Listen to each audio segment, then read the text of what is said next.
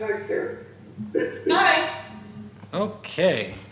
Good evening, everybody. The time is 6:02 p.m. and I will call to order this regular meeting of the Ward and Boundary Commission.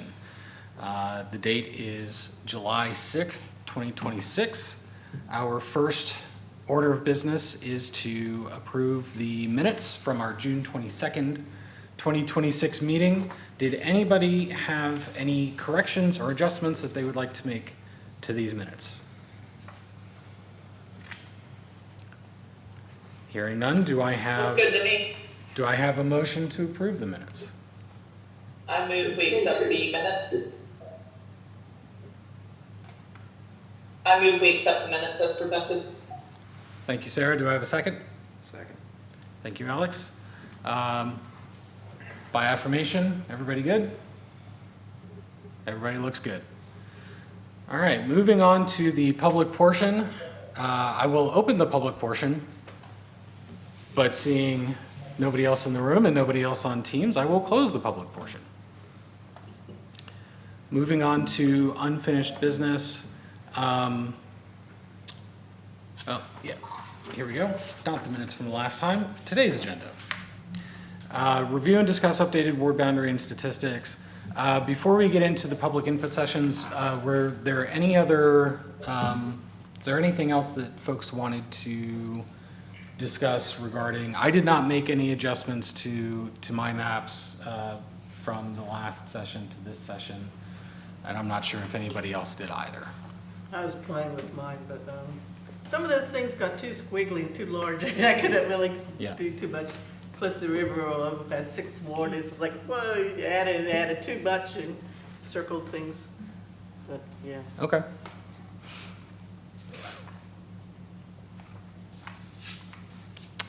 In that case, I think we can probably move on to planning for our public input sessions, if that's okay with everybody.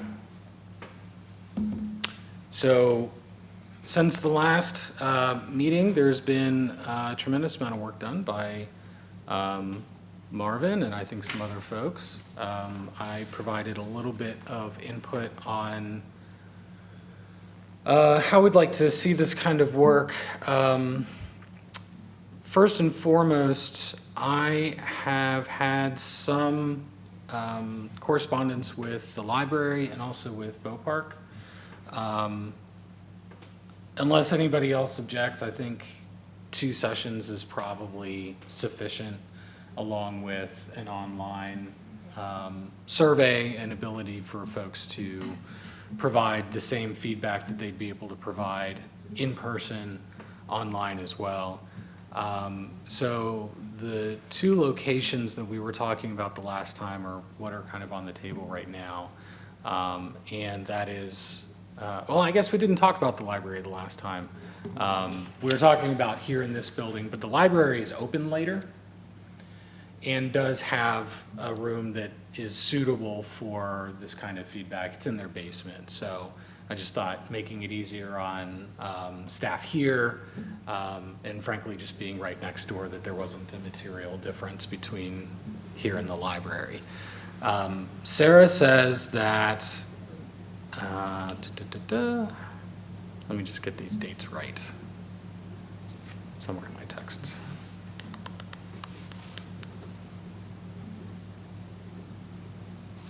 What did I say?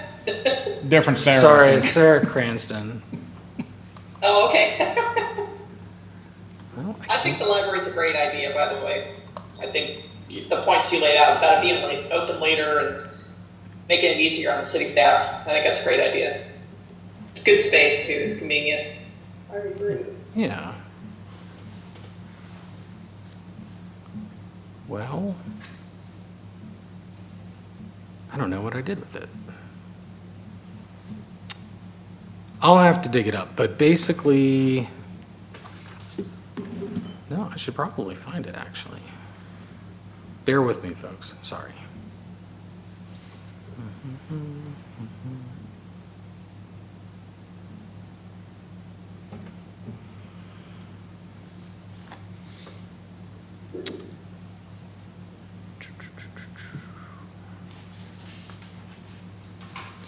All right, so Monday, the 27th, and Wednesday, the 29th are available at the library. And I had both of those evenings. So what I was telling folks was potentially starting around 6, same time as we start our meetings. I don't know what time, Christine, do you happen to know, like, when Ricky's done, like, the sign code, does he start earlier, like at 5 o'clock? I don't know. I think they normally start at about 6. Yeah. Okay, On the general information sessions, they've not started Yes, earlier. always at 6. okay. So unless anybody prefers earlier, or a different time, I was thinking like a 6 to 7:30 kind of thing. An hour and a half should give people time to kind of pop in without taking up the entire evening. So library is either Monday, the 27th, or Wednesday, the 29th of July. And then for Wiles Hill, they have open availability the 2 weeks, which would be the weeks of the 20th or the 27th, except for the Tuesdays, the 21st and the 28th. And I think that this would be in the gymnasium, but it I might, was wondering, because that's the only one really handicap accessible. yeah, let me,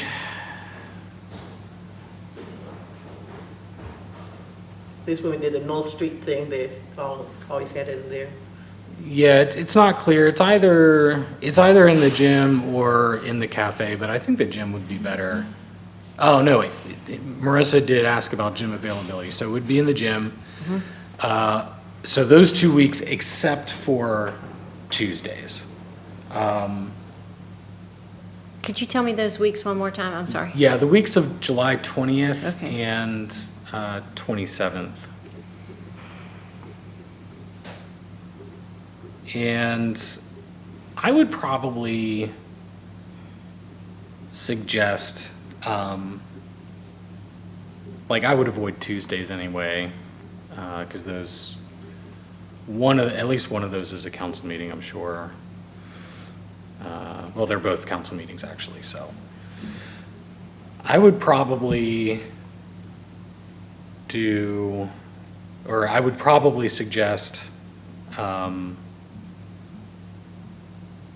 either 2 Mondays or a Monday and a Wednesday those weeks. I don't know if anybody has any, shout it out if you have conflicts or a preference. Well, I just think the Wiles Hill one should be the week of the 20th, Okay, considering that the library will be one of the days in the following week. I think it'd be good to have them split up a little bit. yeah, I would agree with that. The only input I have, if my presence is requested, I am not available on the 20th. Okay, Other than that, the 23rd, I think would, or wait, I'm sorry, like 22nd, I believe is the Wednesday, I would be available. okay.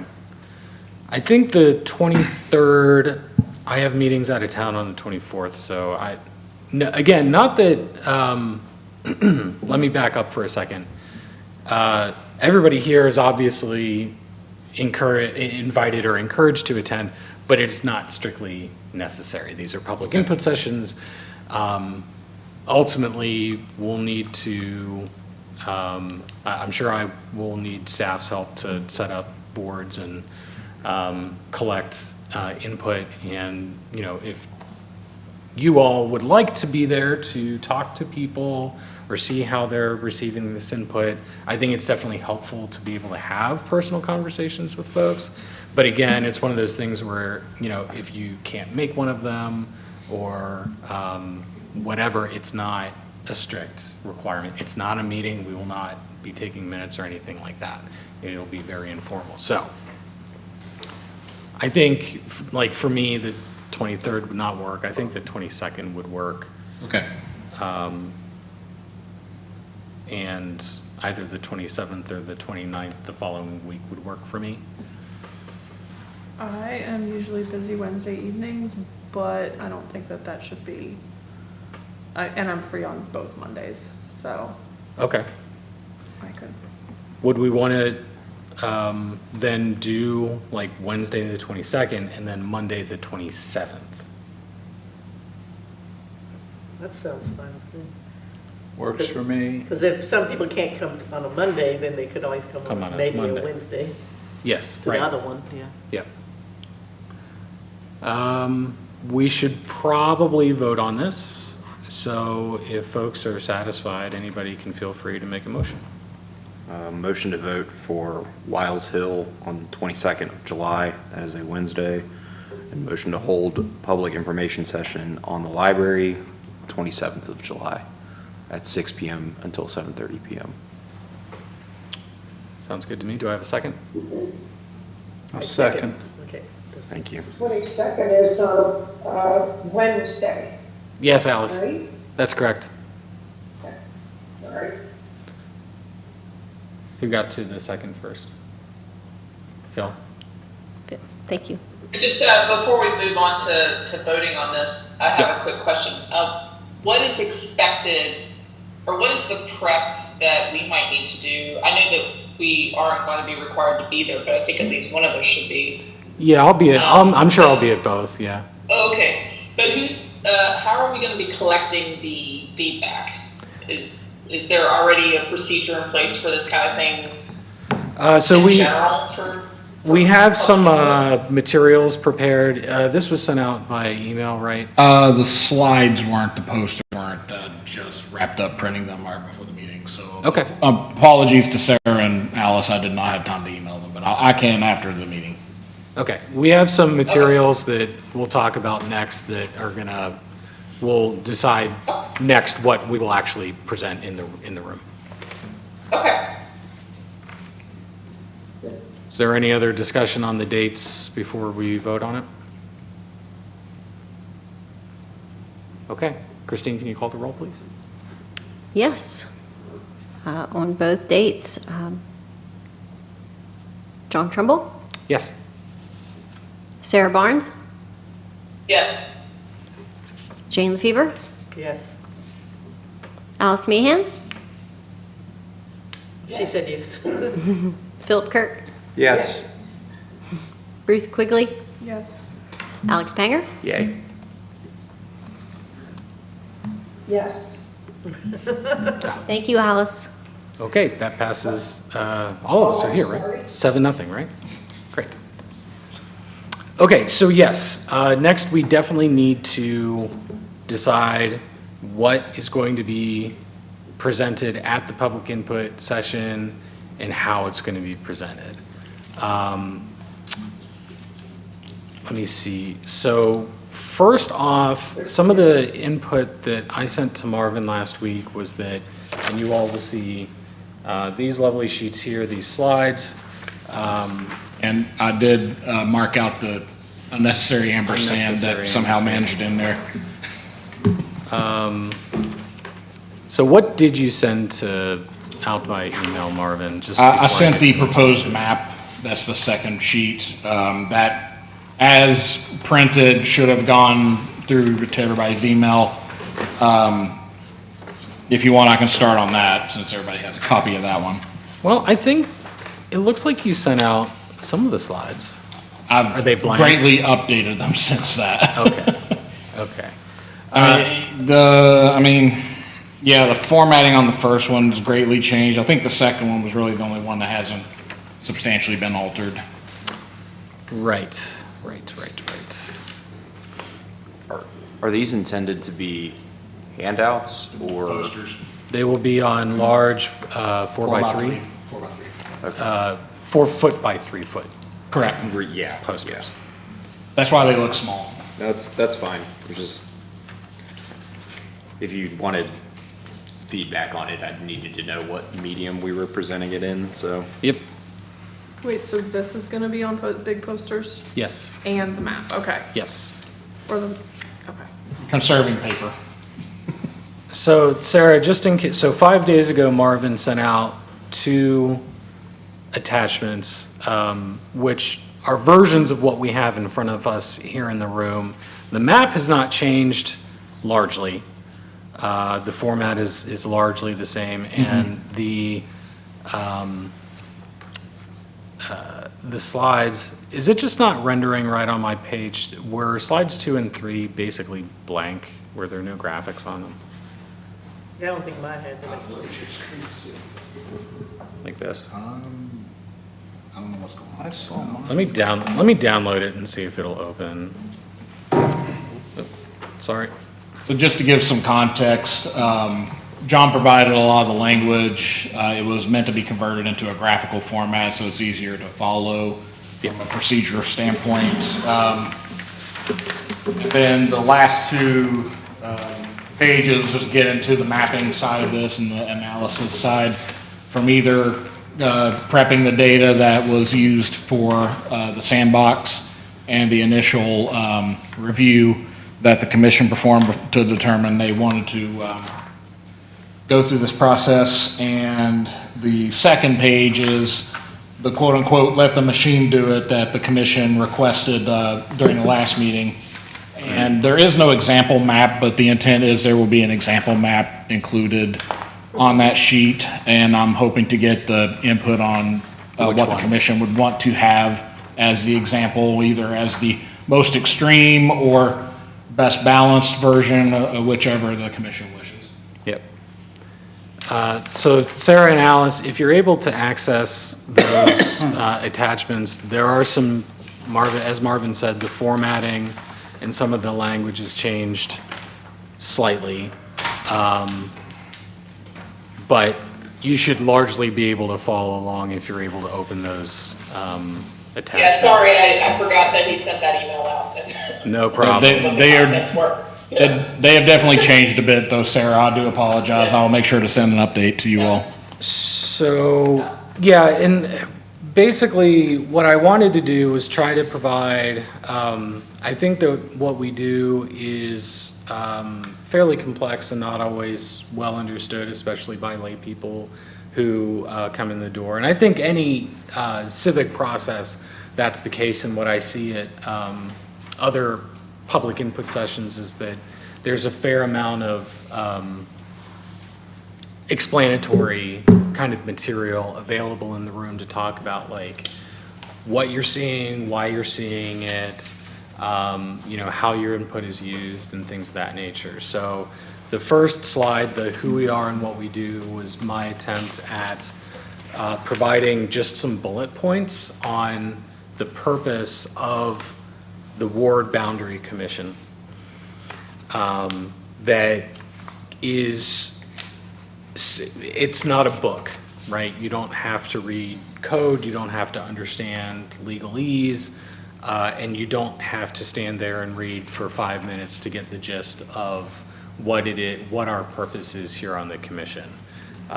This was a first pass, so I wanted to, and I think that we'll have a couple of days here to, refine some of this line. Did any of this go through like communications? Not yet. It has been shared with them. The original that I believe Sarah and Alice had a hold of, those did go to at least Director Riffey. To answer the other question about like timelines, this week, Thursday is my last day until the 21st. So I would like to get these at least ready to print by Tuesday the 21st. But ultimately, if it has to wait until after, if there are further updates, it shouldn't be a huge headache to get it done the Tuesday before. But just as a consideration, it does take time to print, and it does take time, like if say you were to include a map graphic or an image and it does not print correctly and we have to reprint, that does add complications to it. So my advice to the commission would be keep it to simple graphics, keep it to simple language, so that hopefully we only have to do one pass through the plotter and get it printed, just so, one, we save resources, because if I run out of paper or ink, because I am having to print for the monthly workshop sessions that council's holding, I do have to be cognizant that if I run too low, it's going to be a few days before I get more supplies. So hopefully with this, it doesn't sound like the commission's needing to print too many things, but just making sure, like I think my bigger concern is the proposed maps that the commission wishes to push forward. I would hope Getting we'd those right. be able to decide on which ones we want to use tonight so that you can Okay. get those printed this week. Right. And basically, I think that where I was coming from in my ask was on these setup slides, if we wanted to give communications time to refine a little bit, Yeah. that we didn't, we could kind of give a thumbs up tonight with Yeah. the understanding that there might be some modifications between now and then. I think tonight, if it's considered, I think it shouldn't be a tall task. I can't speak for communications, obviously, but they may have something back by Thursday, but if not, Sure. if that's the only thing I have to worry about printing, once I get back, I don't think that's a tall task. 'Cause those should be pretty easy to print. Okay. The bigger ask I have of the commission tonight are the proposed maps and how many, and if there's any changes that you all would wish to have to the layout itself, because I want that to be the exact same layout for every option map so that there is no discernible difference from a layout perspective. Obviously, there will be a difference from the charts and the map itself, but everything else should be in the same place. Yep, okay. So obviously I have seen this language on the first slide. Does anybody have modifications or input that they'd like to? I've already made notes. Okay. Can I just, Yeah, I'll just send them to you later. Well, we'd like to hear them too. Oh, sure. Yeah, I mean, they're sort of all over the place. It's mostly just, I changed the word fairly in the first section to equitably. Like I said, it's mostly like grammatical, and yeah, I started reading it, so Sure. I can put them all down and like edit them and then send them to the committee, or I can send them to the commission later, so. That works for me because I can copy paste. Yeah, just copy paste and more, I guess, trying to get at like what, like you said, like what we do. Like this is, I've tried to describe this to like my friends, and they're not sure what I do. Sure. So, yeah, I mean, overall, I think this is good. Because I think before I interviewed for the tree board, I didn't even know this committee existed. So, but you kind of hit the three big ones right here: what we are, what we do, and how does it affect you. That's the question that everyone wants answered. right. I think it's like a, what do they say? It's like a 90% solution, just that last sort of 10%. I like Sure. it. Oh, I just said that because, that middle part is still kind of funky for me, you know? It is. Because they talk about registered voters and latest population, and then when you go in equal pool of residents, it's like, well, the population or residents, even if they're not registered voters, so I think you gotta keep on putting registered voters in there somehow, you know, or. Well, and that's challenging because I tried to ensure that the language in that section was consistent with what's in the charter.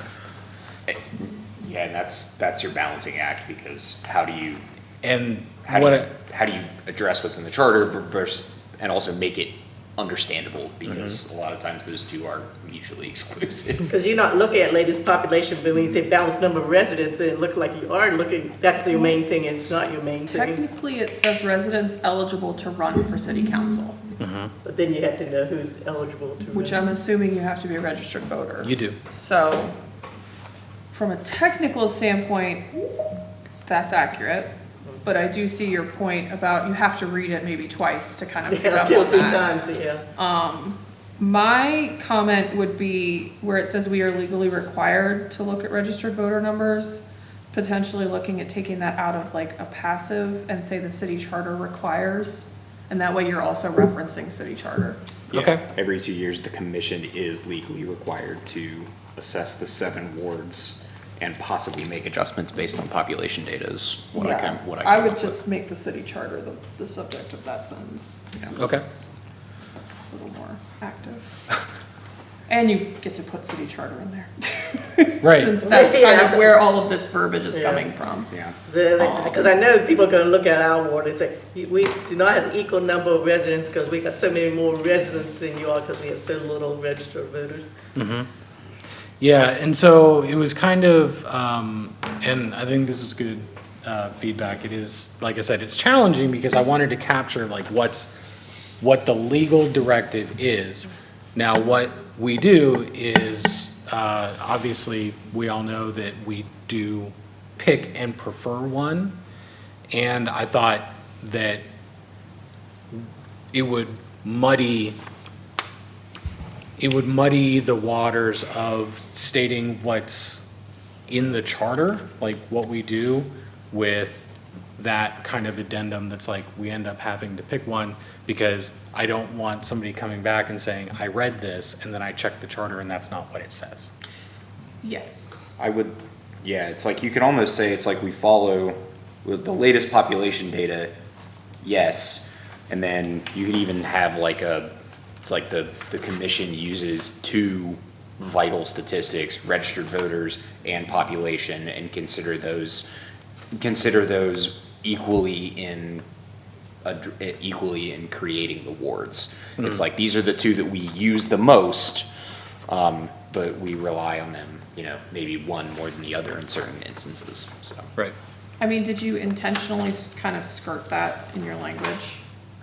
Because I don't see anything directly saying like, we chose to bound, like, and So- I'm not necessarily saying that. No, my intent was to add that into how we evaluate ward adjustments, Okay. was to cover the directives here. Yeah, And then when we talk about like how we do it, to incorporate that. I see, the reviewing existing words and, Yep. sort of. We do And I, have prior direction from the city council to favor voter data. yes, Good Yes. lawyer, city So that is what we might need to add for clarity. I don't know. Yeah, might have to make it just a little bit longer so you. Yeah, I mean, you might even be able to remove eligible to run for city council, like, out of that, and then if someone says, population versus voter count, like, you can just address that verbally. Again, if this is supposed to be a quick and dirty of what this committee does, like, I think you can sort of get away from definitions, and then as questions come up, you can address them, especially if one of us is gonna be at the committee. Mm-hmm. I mean, I don't know a ton, but I do know how to read. fair I didn't know enough. whether this I was gonna be I the same thing. have a comment about, I do think it's important to point out the connection to the city elections and how this establishes who can run, because we often get a lot of confusion because people don't remember when we're discussing this, the general public, I mean, that everybody votes for all of the seats. It's not like you're only able to vote for the person representing your ward. And so the only purpose of this, as far as I can tell, is just to figure out who's qualified, or who has the right to run. That For is, city council. I think that's addressed pretty well in the how do ward changes affect you.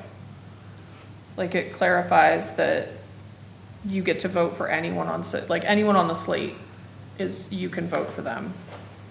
And that it's like, yeah, the only thing it doesn't say that you mentioned is that it changes who gets to run. But I'm not sure your average resident needs, I don't know. Like, do they need that or not? I think that is the most confusing thing for the average person, is the difference between voting for all, but the whole purpose is to determine who is eligible to run. They have to be a resident of a ward, and the wards have to be defined. Right. Right. Okay. I wanted to say something. Marvin seemed to describe things pretty well in the PowerPoint process, assessing that that we all vote for everybody. The other thing I would like to bring attention to is that the number of students versus voters in the 3rd and 4th wards is substantial. And the percentage of voters in those wards is much lower. So, and I think we did discuss with the council that they would prefer voter count over population. We're uniquely positioned with the university within the city. And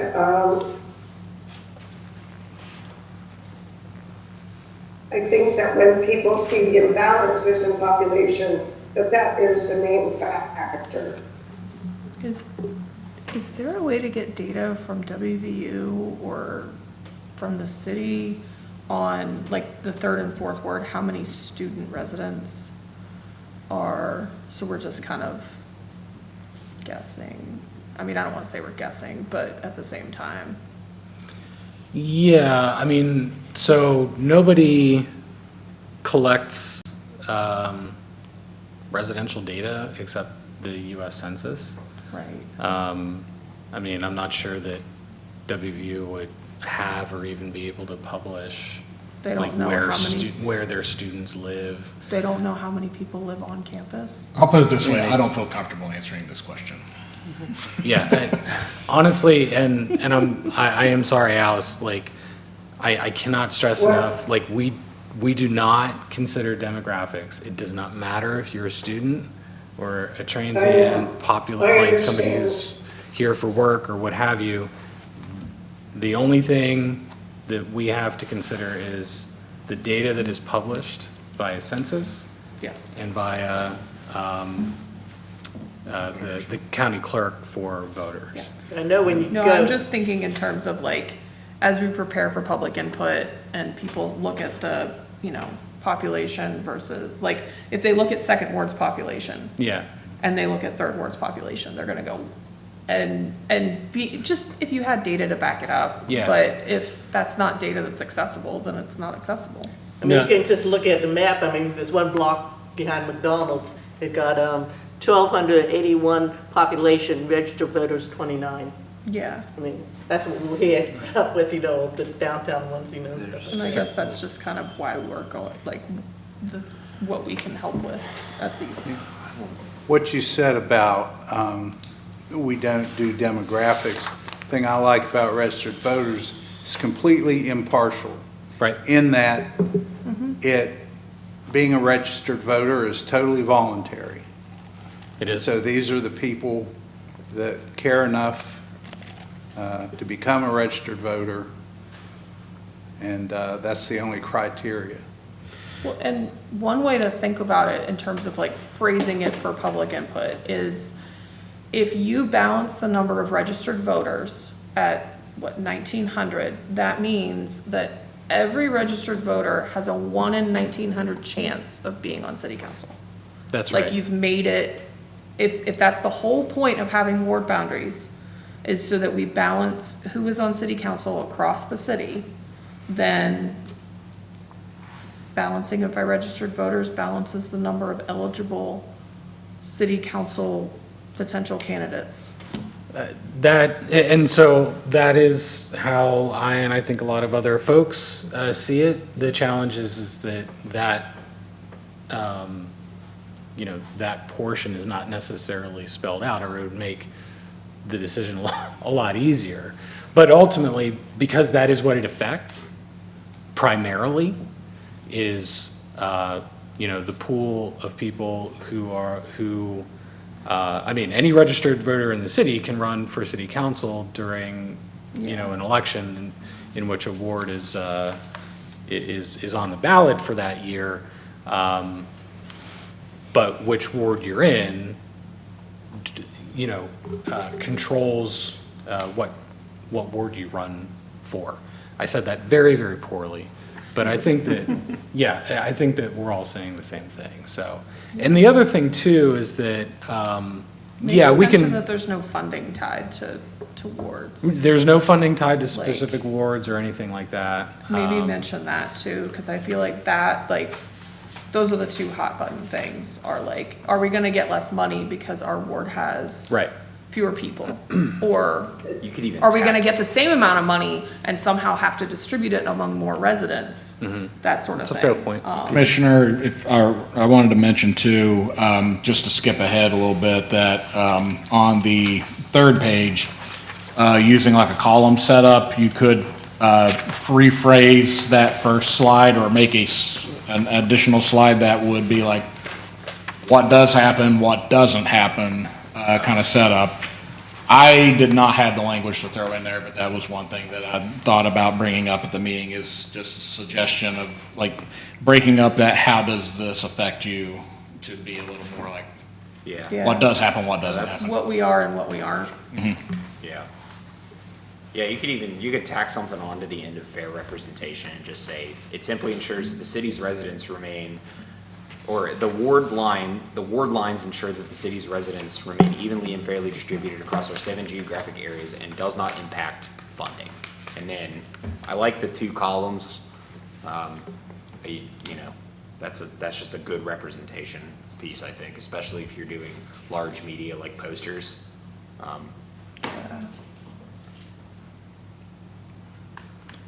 On that note, I would solicit the commission to provide like what Yeah, the sure, language is you yeah. want to have there. Yeah, I'm working on some modifications based on this feedback.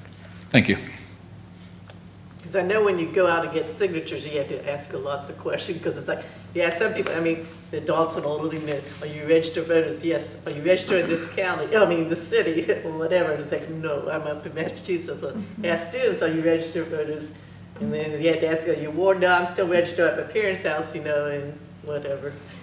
So, it's because sometimes you get them back and it's like, they're not ready. I would imagine someone at WVU has that kind of data, but it's not something we can consider, but chase it. I like chasing data, it's fun. Well, then like you see on this thing, it's not based on who's registered No. vote now, it's based on 2 years ago, so you can't even go and try to get more. But like people what on you that. did, you just narrowed down to like like a block to use as an example. And you're like, oh, there's 1,200 people living here, and I don't know what you said for registered Yeah. voters, but like,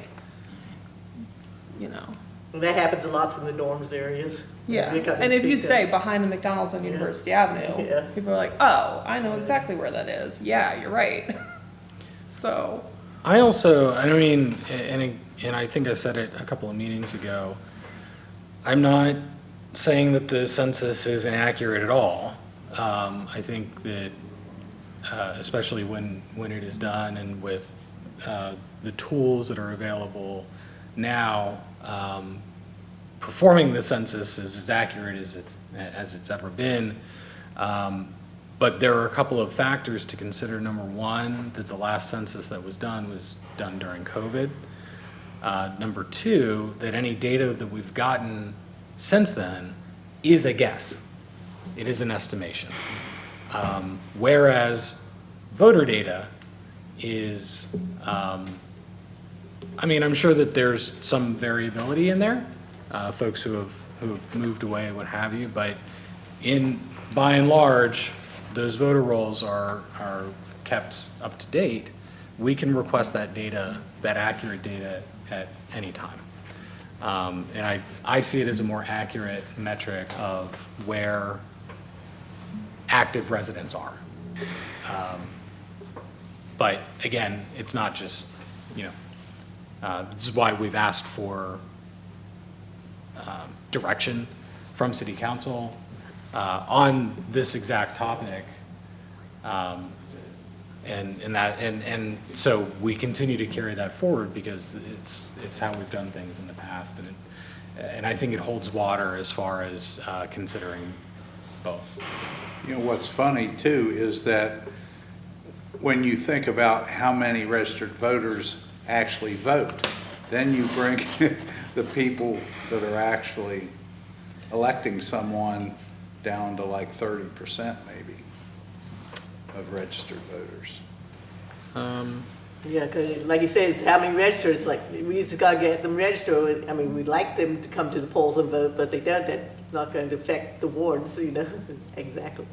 I didn't mean that to include that in anything, it's just, it seems kind of ironic to me. Well, some of the dates are different too, because like it says, okay, we got 24 residents here, but then when you look at registered voters, it's like, but we got, what did I say, 24? We got 27 registered voters. It's like, but it's the dates that take the population, the dates that take the thing on different But 9 dates. of them voted, No, it's because they're different dates sometimes. yeah.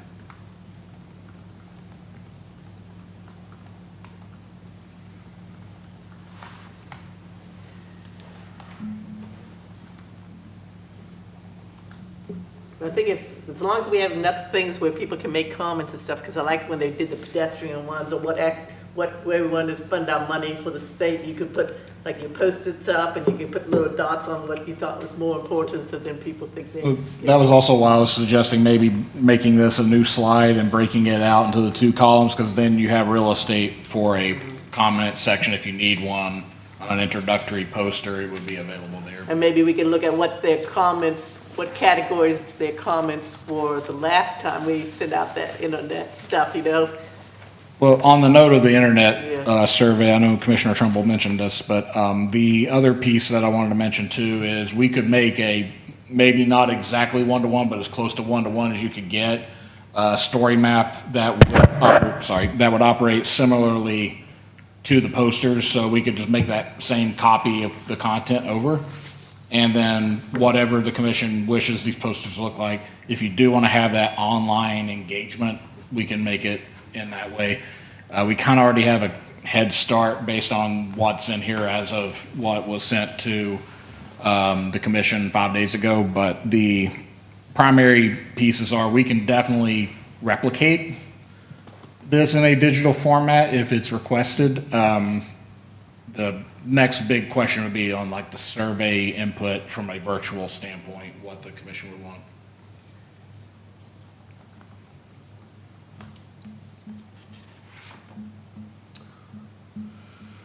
I think the biggest, the piece of data that would be interesting for people that fill this stuff, these kind of things out online would be to highlight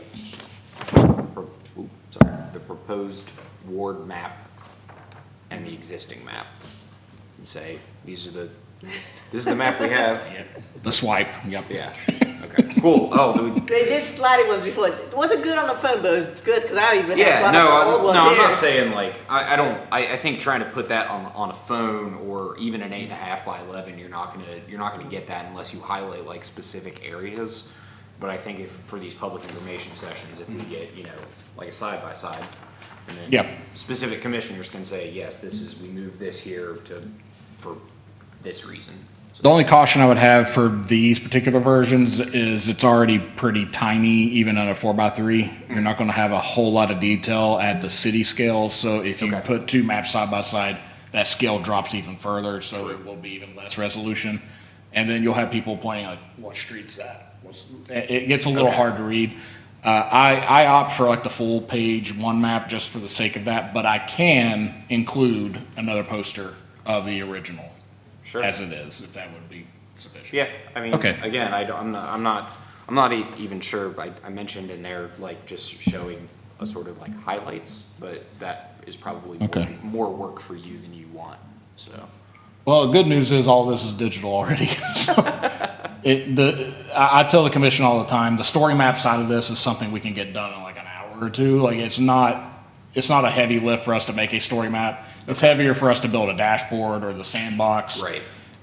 Really, it all comes down to the content, the language that the commission wants. As long as we have that ironed out, it's copy paste really. Yeah. So that's not the heavy lift. I think the heavy lift really comes down to prepping the poster layouts of the maps, because once we have that, it's easy to make the virtual version of it. All right, I'm going to read some of the edits that I incorporated, one of which I'm not thrilled with, but it's what I've got, so I'm gonna go with it. So in the first paragraph, I changed part of the first sentence.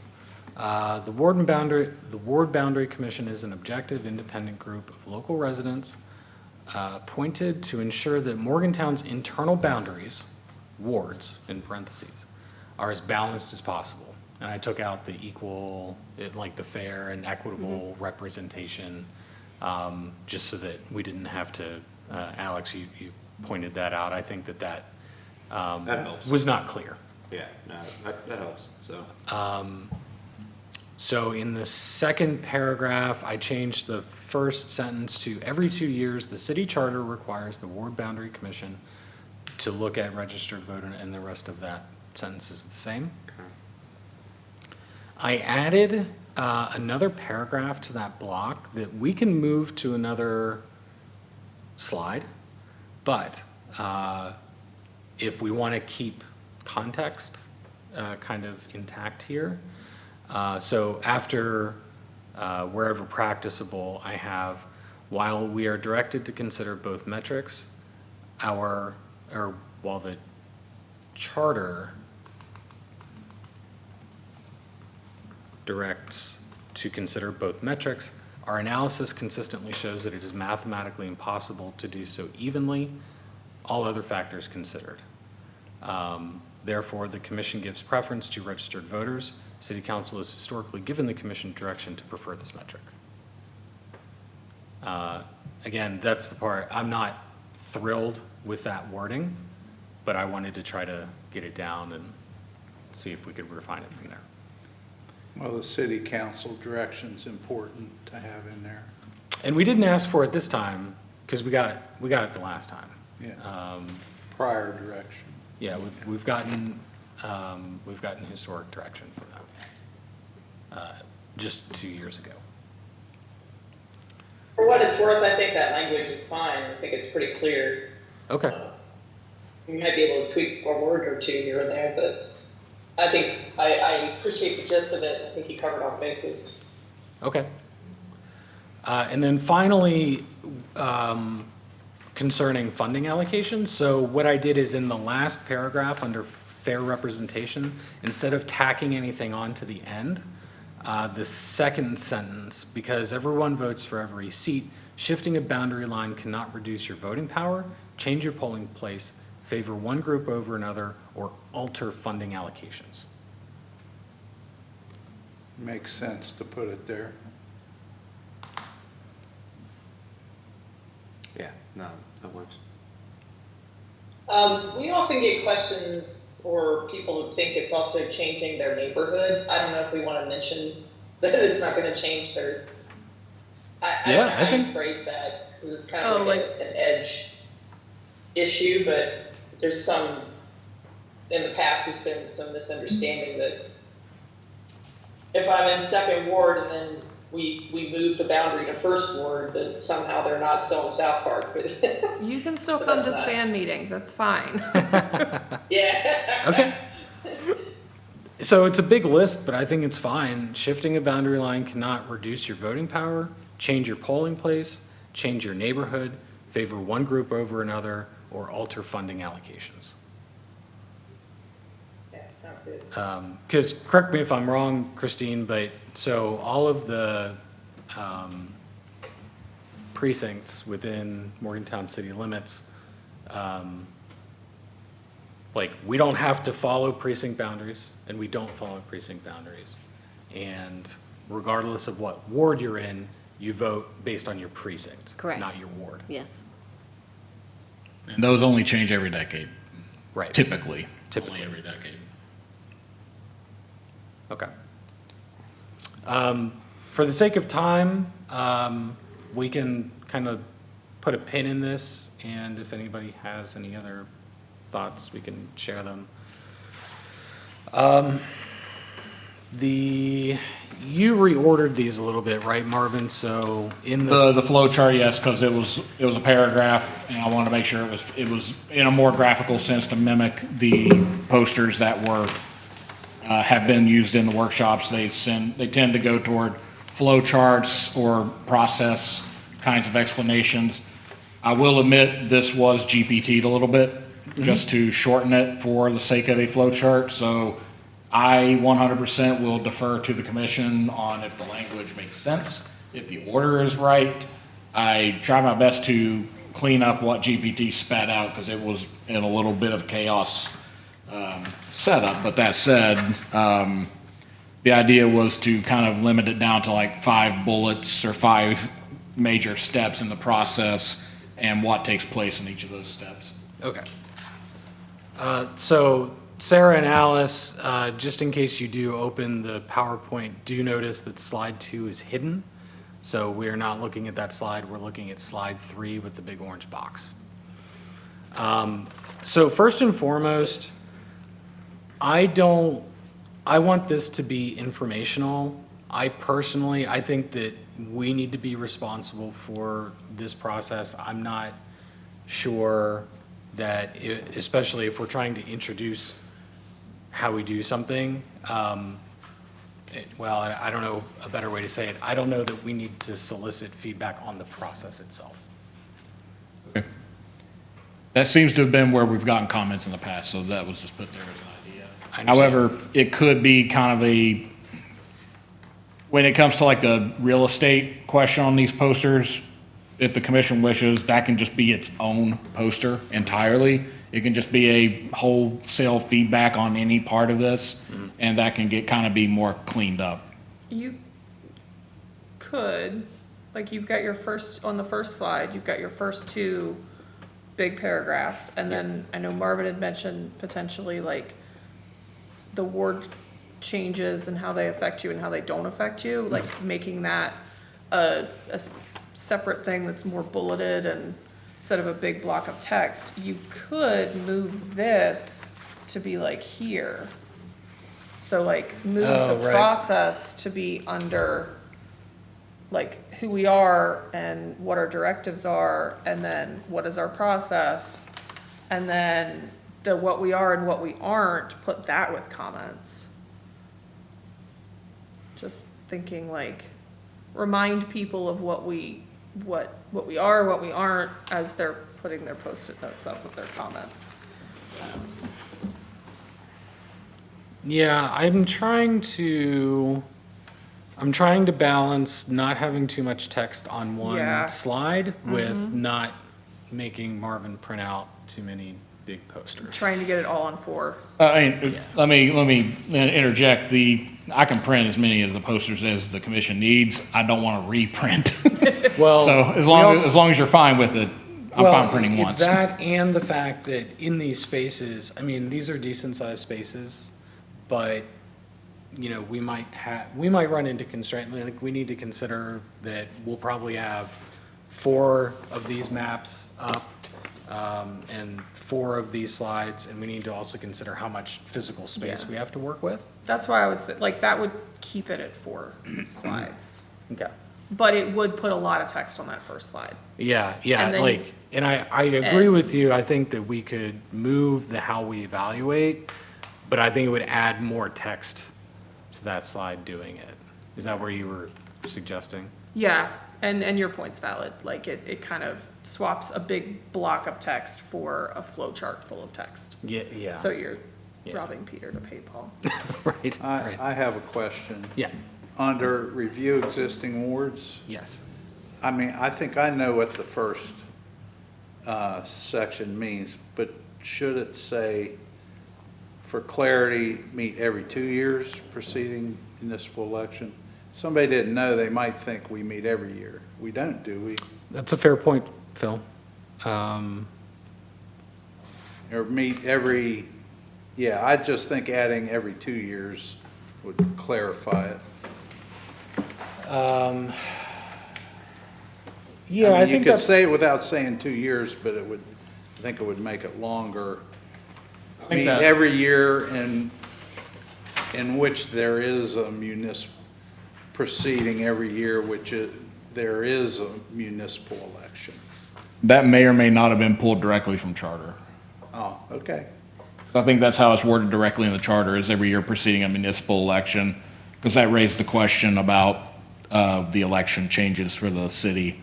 If that changes to what the Water Boundary Commission does, the language reads every year preceding a regular Yeah, well, election. that makes sense too. Well, because I think there was concern that the charter read odd-numbered years, It does not. and it does not. Yeah, and I agree with you, Phil. I think like with more context, you can say it like this, but yeah, if you read it that way, meet every year, Yeah. Yeah, I'm just thinking the average person.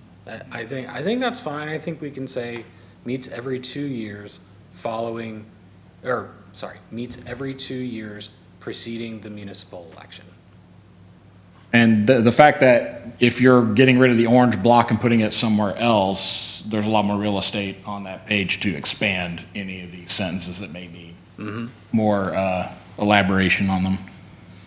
Yes, and I think that, I think the GIS analysis, you know, either GIS analysis or probably within refined boundaries, we should add another note about preferring registered voters and why. I don't know how to boil that down. I'll put it this way, the formatting of this is called Smart Art. It's a little difficult, so if you all just give me the bullet point, I can copy paste it in and I can get it to work correctly. It's just, yeah, it seemed to struggle with, there's a reason why each block of text is roughly the same length right now. Yeah, I use SmartArt a lot. Most of my job these days is slide decks. I almost consider moving to, what is it, Flow or Visio? Visio is, I think, the more advanced one. I almost considered just getting a graphic built in there, but then I was like, well, it's 5:30 p.m. on Monday, July 6th. I already need to get this printed.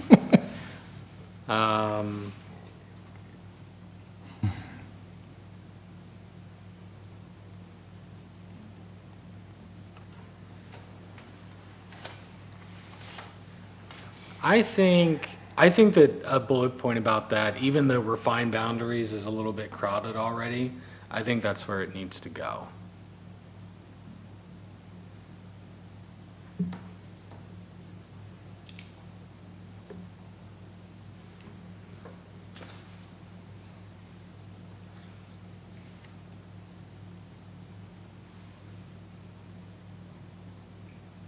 Commissioner, something else I could probably suggest doing here too that might make this a little bit simpler is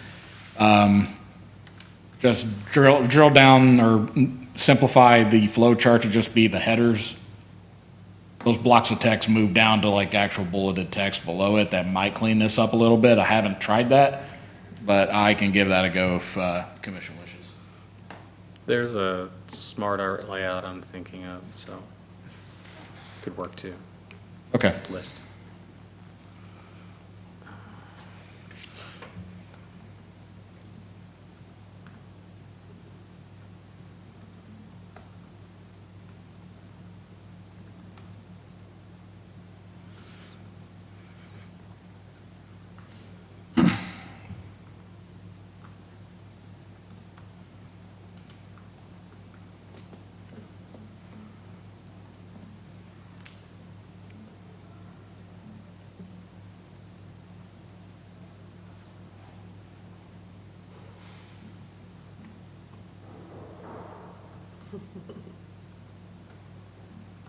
Someone trying to get in?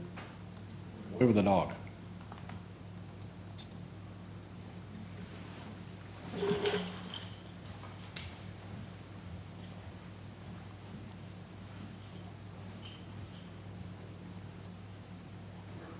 So are we meeting again before this thing, or? Probably not. So we'll figure out which, how Yeah. many we could be, which maps we presented? Yeah, we should, So if the I mean, commission wishes, if you want to, for the sake of time, if you just want to provide additional text through tomorrow, I can go on ahead and send what's currently printed in front of you. I can send that to communications, and then any additional feedback, I can pass it along to them, or you can just send directly to communications one way or the other. I don't know which would be the preferable option in that. Yeah, I think that if anybody has additional, because this is not something that moves us towards a recommendation, this is just some text for a public input session. I'm okay with, now, don't send it to, just send it to Marvin. You can copy me if you'd like, but if you have additional comments that you think should be incorporated, just kind of send those free form, and then if those can go to communications to ensure that they're formatted properly, or they might look at it and say, I know how to word this a little bit better, or what, shorten this a little bit and say the same thing, I'm fine with that. I added into refined boundaries as a third bullet point, prefer registered voters due to mathematical connectivity and compactness constraints. I'm not sure if that's clear. I think you do have more real estate, though, to expand upon that if the shorthand is where it's tripping up. I mean, ultimately, it's a math problem, but we have to also consider connectedness of the, or the compactness of the wards, and also, Sort of ties in with the bottom one of the previous slide, too. I think I might have a suggestion on that, Commissioner. The last page, I think I mentioned somewhere. Yeah, so just talking about letting the machine do it and just letting the computer spit out the map as the commission wishes. A few of the mentions on the drawbacks does not consider neighborhoods, natural boundaries, or a sense of place. Maybe that's the direction you were looking for in terms of simplifying the language on that. yeah, I think, so I just changed it to mathematical neighborhood and compactness constraints. Okay. I'm fluid on this. If it needs to be a little bit longer, it needs to be a little bit longer, but, all right. Ultimately, I think,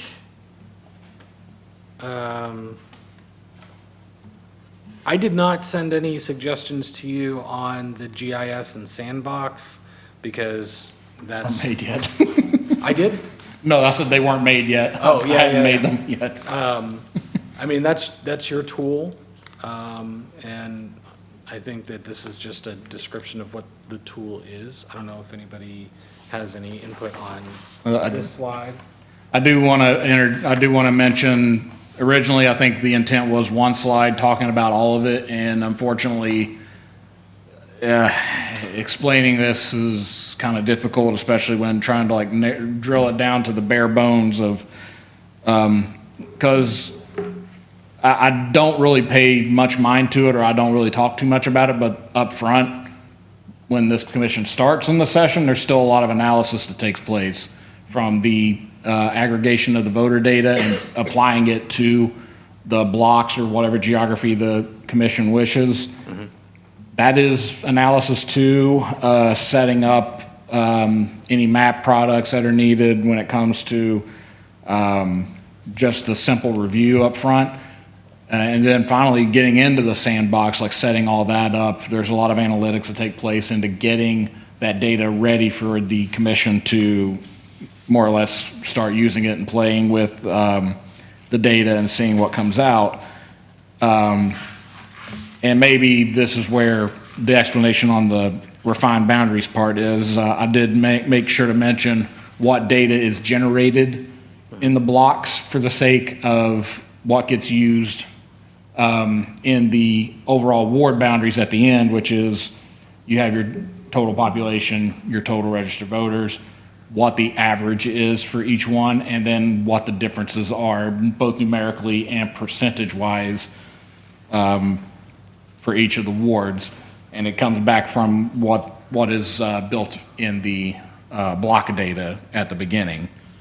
And then the sandbox application, if it reads fine of like explaining what the commission did with it, I'm totally fine keeping that, but if any of this is too techy, I am more than happy to boil this down a little bit more.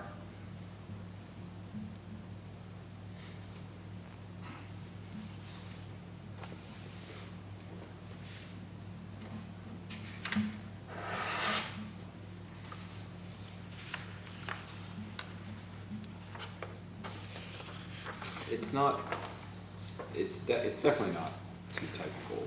It's just, it explains what the sandbox is.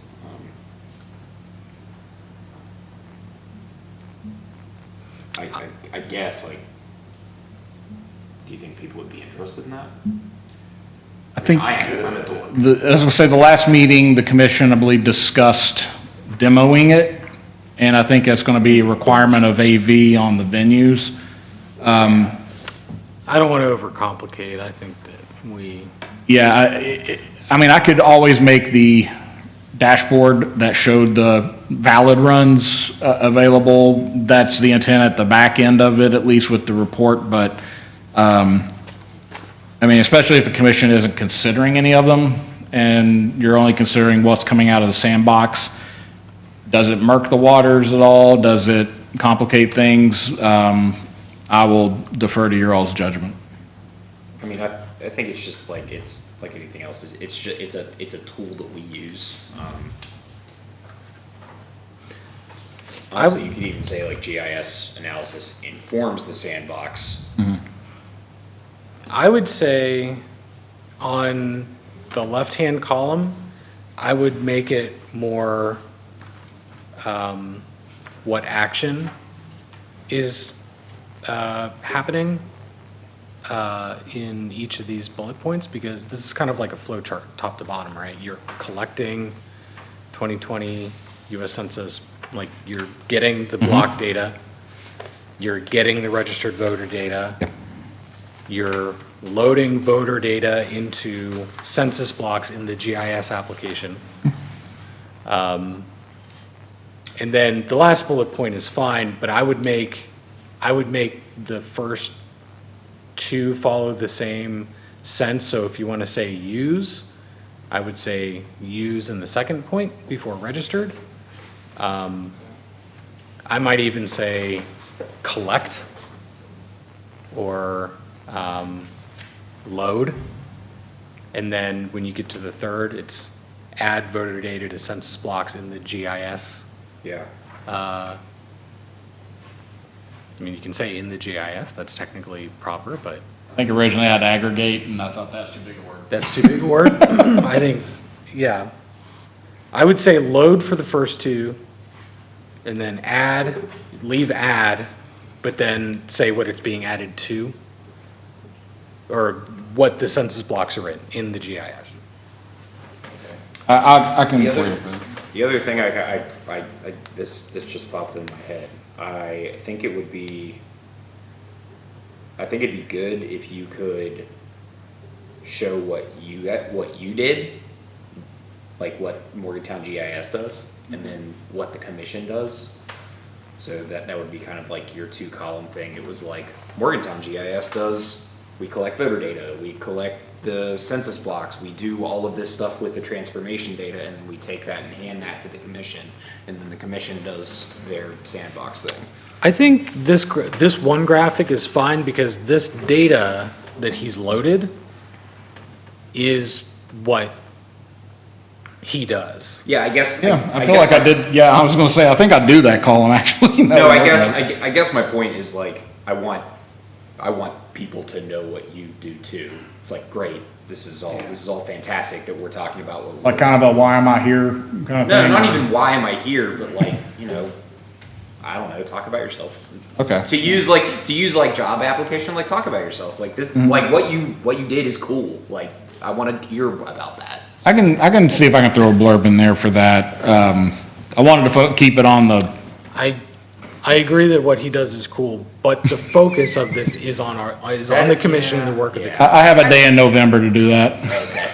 I do think that to his point and kind of, it might be useful to add something that like, Morgantown GIS is the technical Driver. advisor, or like that role that Marvin plays, where he's giving us all of this data so that we can make an informed decision as a commission, because I walked into this not, like, if he didn't exist, Yeah, how would I know that we're making a good choice? Like, Right. we can't but- do each other's Yeah. jobs. But he's also not here to tell us where to set the wards. He's just here to give us the data so that we can Right. make these, That's right. So, I'm here to empower you. There you go. I have something. I think we should give the definition of GIS somewhere. I agree. I can get one in there, yeah. For the average person. I completely agree, and I'm, to your point, Ruth, I think that some way to kind of signify that the GIS analysis portion is executed by the city GIS department. Yeah, I agree with As that. an advisory-only role. Right. I will make sure to include that. Right. For the enablement of the commission. Yeah, so if you and communications want to play with how that, great. Also I would- want to mention too, for the sake of size, this is probably a little misleading. This font's gigantic on a 4x3, so it can very much be shrunk. Be shrunk, yeah. For more wording. It was just printed on an 8x11 for the sake of space and certain resources. The only other feedback I have is that map in the first bullet point on the right-hand side, I would say workspace. Each commissioner gets, Oh, gives each okay. commissioner I their get own what you're map. saying. I would Okay. say workspace.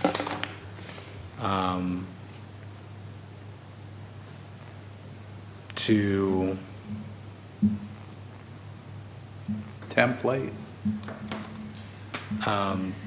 to modify,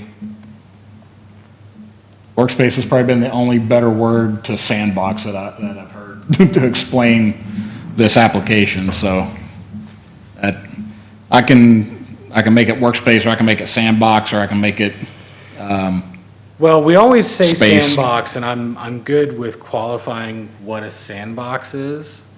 I don't know, what if you said digital workspace? that's good, yeah. Digital workspace. Yeah. I think that'll work.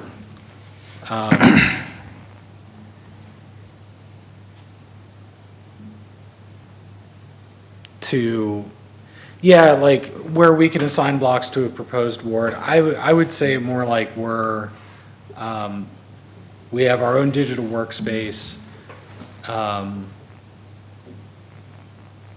to simulate. Proposed wards. Yeah, proposed ward. I always want to say like allocations, like ward allocations. There might be Simulate ward boundary options. ward boundary adjustments. Yeah. Simulate, yeah. Ward boundary adjustments. Boundary adjustments, okay. Yeah, I like that. Because the next bullet point talks about like the stats automatically update based on that. Yeah, and I'm fine with the next two bullets. Are you fine with the screenshot? That is, I believe, 7th Ward, which at the time had not been edited. I've not looked at it since, though, if any changes have been made. Yeah, I'm okay with this. Do we want to add something that's like, this is not like a disclaimer? So people don't like get in there and go, This- no, I can tell, like, I mean, This is not a proposed, Well, I mean, it says below it, an example of the sandbox application used. yeah. I can definitely It's reword that. it's where though. it says reflects the proposed map statistics. I mean, maybe if you just took that all out, from that reflects the proposed map statistics, it would eliminate thinking that was, I don't know.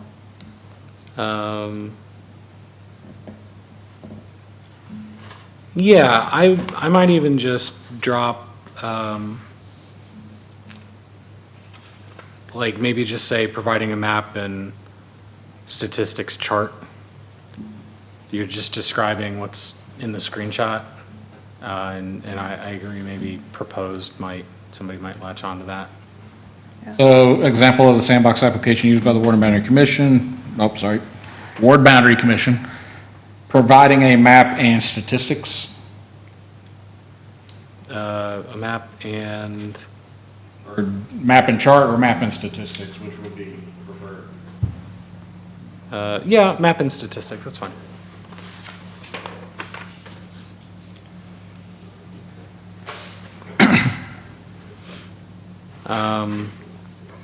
All right, so our last slide here, I think I'm okay with this one by and large.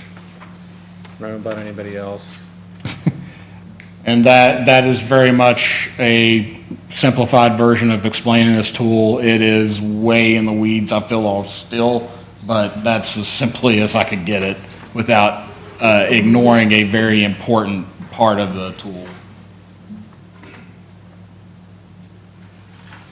I think this is good, and I think, I don't know if anybody has a preference on which map we should put here. I have the dashboard pulled up if the commission needs to see it. I don't think it really matters. I think that they're all equally, Pick the worst one. Like, I would agree. pick I the cannot worst. decide what the worst one is. The commission needs to provide me the worst one. You already threw out the ones that only had 6 wards. I am not hearing a decision-making power. Back to that advisory role. Yeah. I am here as the commission guides. That 13 was different, circled around the whole area. Was 13 the boat anchor one? I'd have to look at it again. I think I sent you an email with like the ones that I rejected. Just, you can pick one from those. Did you give them all nicknames, Mark?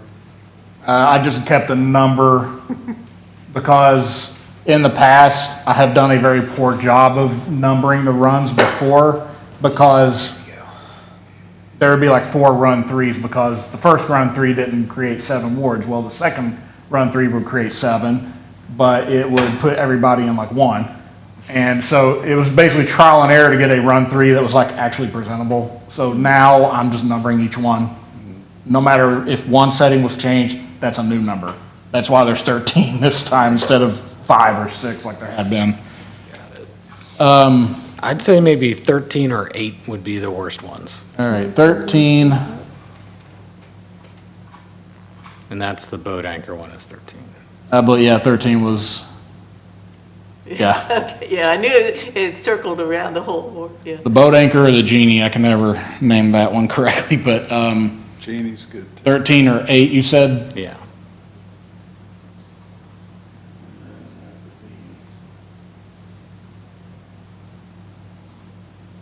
Oh, do that one. Number 8. I mean, Scroll, can you use, pan north? Whoa, yeah. Yeah, I mean, yeah, they're both terrible. They're both equally terrible. So, I don't know, if you could flip a coin, I think. Could you present both of those two? I mean, I could put one on top of the other. The question would be, do you want to include the charts on the stats like the map is set up as? hold on, is second ward still blue in that one? In this one, second ward would probably be green. Great, yeah. Yeah, the explanation I always give is don't equate zone to ward. Yeah, fair. And it'll be, have to be there somewhere, kind of. It's the same color scheme based on 1 through 7, but it does not have a decision-making process of where 1 starts or 2 starts. It will spit out a complete random assortment You just every have to time. Figure out which one incorporates most of your ward. Yeah. More or less, like that- that's what Kinda I've- like, it would, it looks like that's 'Cause the I know second ward. where, I know where map, I live, actually. it's like, which ward am I in? Pick that one. Number 8. I think number 8, yeah. Yeah, so number Hey, 8, Marvin, could you share this Oh. with the Teams screen? I apologize. I meant to do that. I'm so sorry. Okay. so with run That's number, okay. with run number 8, registered voters is pretty flat. And population is mixed, kind of like the ones that we're considering largely.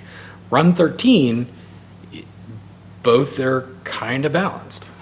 Yeah, Oh, I that's mean, a good argument. yeah, if you want to include the figures, I don't even know if you need to include the tables, because when you put them up there and you can just say, these are equal. The computer thinks these are equal and good maps. Right. This is why a human is necessary, so.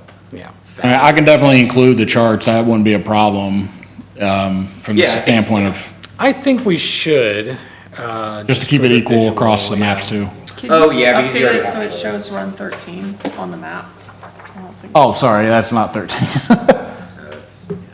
I am clicking back and forth. Yeah, I get it. So that would be 13. That's fun. So I guess it's kind of the choice between, do we want hey, the computer spit something out that gave us, like, in theory, best of both worlds, balanced registered voters, balanced population, but this is what you get. Yeah. Or And do we want one that's, I mean, because the run 8 is like very even on registered voters. right. But the population, like, And Ward 13, map 13 is more balanced across both metrics, but they're still, like, they're out of our buffer. They're out of our 15% buffer. So it technically, even though it's on average more balanced, it would not meet the criteria that we have for so then balance. maybe 8 would be, it feels like that's the choice, is like, what are we trying to communicate about why the balanced tool is not like how we did this? Like why human, Well, I You would, know? I would more or less say like, we're trying to explain like why we can't just plug this into a Yeah. computer, right? And it's not that they're bad. The last time, we actually got decent maps out of the computer that we used as a starting point. They weren't perfect. We still had to go through and refine. Yeah. But the idea is what tools, you know, to your point, I think at the last meeting was, I'm sure some folks are gonna say, well, a computer could just evaluate the data and give you a good map. And our argument is that the computer will generate a quote-unquote balanced map. That does not make it good. yeah. I think my point is, if we pick run 13, it feels like what we're saying is like, look, this is why we can't balance population. But if that is done and dusted, and we don't really wanna, like, while some people might be like, well, why can't we, like, it's not something that we really considered, then run 8 kind of follows the guidelines that we had, where we're balancing registered voters more to the detriment of being able to balance population. I would agree. So like, I'm okay with 8. yeah, that's, I mean, I'm not technically actually making an argument for one or the other, just trying to like refine the like, why you would pick one over the other. I think Because, yeah, I think 8 is a good visual example. Like, it's not, like 13 is a little bit ridiculous. And I think that 8 is a better illustration of, you know, a map that, I don't know, it's a gut feeling kind of thing. It also has kind of the same, you mentioned, the same like bell curve distribution of Yeah. population, which is good, because you can say, you know, this is roughly, the numbers look the same, but in reality, it looks like spaghetti. All right. Everybody good with 8 then? I don't think we need to take a formal vote on it, just, Yeah, works. seems like we're good. All right. Last thing really is gonna be the ward maps, which ones we're going with. So, I think that we should have at least 3, if not 4. I know that there are 6 commissioner sandboxes that we've pushed into a dashboard right now.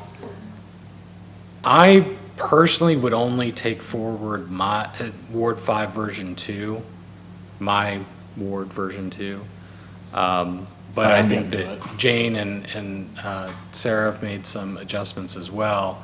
And so I think that as a whole, which ones do we want to pick? I was gonna suggest, my version 2, your version 2, and Jane's version. Actually, I like both of them. Okay. Maybe, whichever one you guys prefer, James. Well, Those are my votes.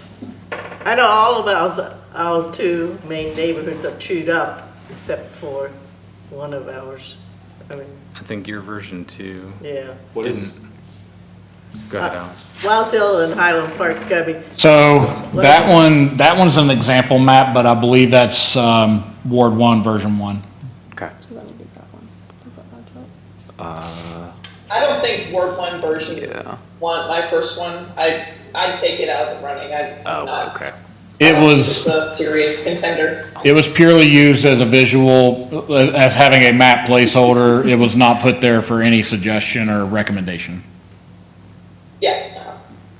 I just had to pick a map, so I there just was a thought map it made in our there. choices easier if we take one out.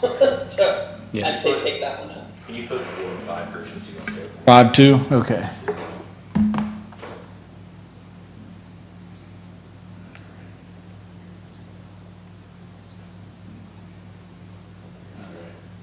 Let me know where you need to pan north. I'm set on board. That follows University down. Leave to Inglewood? Yeah. Yeah. Inglewood and University. because I think lots of us don't know where the other neighborhoods exactly are. Yeah, I mean, again, that's, I mean, I definitely can't comment on anything sort of south, because I don't know that area well. I had made some adjustments between my version 1 and 2, Alex, based on, I had met with Phil in between to look at some of the, to do some tutoring on the digital tools. And I had made some changes between my versions based on his input, because like you, not knowing kind of the southern areas, you know, we look to you all for those borders. Right. I think 5-2 looks good. Again, the boundaries that I kind of equated were boroughs and Collins Ferry, but it looks like you could make things equal in terms of like voter registration. You've moved past them, so I'm fine with 5-2. Can I also ask the commission, well, for two things. One, select the ones that you want to move forward, but then what's map A, B, C, so Sure. that they can be labeled appropriately. Yeah. Jane, I like your version 2 because it doesn't cut up Highland Park. But I don't necessarily like how Fifth Ward is cut up. Particularly with regard to like Norwood Edition. Well, I think that my last one I did, that's not in this thing yet. Yeah. I did cut it up. I went back to what we proposed the last time and try to, because I thought we had the neighborhoods there, right, you know, for the one that's not down in this dashboard. Now, this one is different enough from the other ones. I'm okay putting it up there because ultimately this is not, The finals. yeah, we're not asking folks to like pick one and then it's set. We're getting input where folks can look at a particular map and say, I like this feature or I like this boundary and we're gonna take that and probably meld some of these together into one. And I think that, yeah, because again, like looking at, just because I have it in front of me, your version 2, this boundary, like I would probably push to keep College Avenue and anything up above Falling Run in Fifth Ward. Just because there's a physical boundary of Falling Run in there, that the upper parts are closer to, Well, I think if we're gonna change things, we're gonna change our wards, like, really a lot, then we want to be equal. for sure, Yeah, for sure. because sometimes, we were still, I don't know, 300, 400 short, and then, but it's like, and how much did we lose? We lost Seneca, we lost, Sunnyside, and we lost 2/3 of Highland Park, and then we still don't have as many people. Right, well, Yeah. yes. So, but I just wanted, my No, main no, thing was yeah. put out 2 different ones so that some people will like one, maybe, I'm not saying we have to use both, but I'm just, I know what the people were already saying, in Highland Park, because they wanted to be part, and that's what our sign says, Wiles Hill Highland Park, so Yeah. that's our one main neighborhood. So, For sure. so I thought we'll put out both, and since mine's gonna be the most controversial, but like I said, this is just a starting point, and Yeah. you'll hear comments from either one, you'll hear That's comments. true. Because mine's the 2 opposites. That's true. But I did take some of that stuff off from one of these versions, like 10 or 12, because I also thought, oh, we can rotate that way instead of rotating towards Fifth Ward, we can rotate. Do you need seven. me to make a third version of yours? Well, it doesn't really matter, I mean, we just put them up, I just say, yeah. I guess, but the next time we do something, because like I said, I tried to do it from some of the last time, but then some of that stuff got so spaghetti-like, I couldn't really get what I wanted, because I wasn't trying to send it back up into Fourth Ward. I mean, if the commission is suggesting like these maps are starting points, Yeah. it sounds like if you just communicate that, it should be, Yeah. like, if one block is not where you want it to be, or what the Yeah. input says it should be, it's a starting point, and the map will be further adjusted to get to a final decision.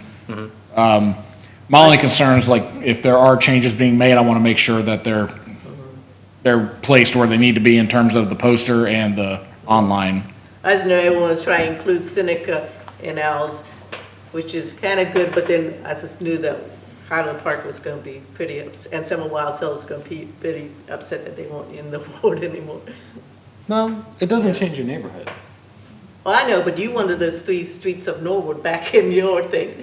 Or you No, wanted- no, I don't think, I think Norwood should be contiguously within one or the other, and right now Yeah, it's well, I'm in just saying 6. ours not. Right now it's in continuous. 6.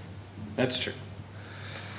Because we just got, had that big North Street addition, also the 2 blocks on it, and some of it, where the new addition, sidewalk is just not in it, and then also we lost 2/3 of Highland Park, so I thought, well, I'll do it one way, because it's hard to keep Seneca and Highland Park and them together, so. Sure.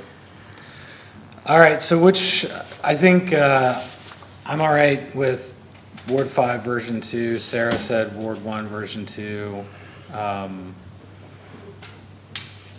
Jane, do you want to pick one of yours? Do you want to put 2 in? What does everybody else think? We probably have to have it, we can put both in, or at least have version 2 where we get to keep our I think 3 is Wild Hills enough. and Highland Park. What? I think 3 is enough. Oh, yeah, but I'm just saying, yeah. Right now, we're at 4, with both of the Ward 3 versions. Right. And what I'm saying is that if you prefer your version 2 as one that's, like, if your version 1 is not too dissimilar from the other 2, which it may not be, then we might want to go with just your version 2 because it is different. You need me to pull it up? Oh, they're real different, my version 1 and version 2. And I was trying to keep mine equal, because mine's sometimes within 45 registered voters for the whole width, But then if we go to our 15%, then can put some stuff back. Yeah, because I divide that one. Bear with me, I can't use a mouse anymore. So this would be version 1, and then this is version 2. Because I really rotated it, and, 7th up there. And well, you were talking about one time getting a ward mostly for downtown, so that one, 2 gets most of downtown, and that, and we got out of it, and Jenny. So they're totally different, so you want to see what the things could do. But, yeah. Well, what I'm saying is, I know that your 2 versions are very different from one another. What I'm saying is, how similar is your version 1 to mine and Sarah's version 2? It might be similar, but some of our neighborhoods are really missing, yeah. Yeah.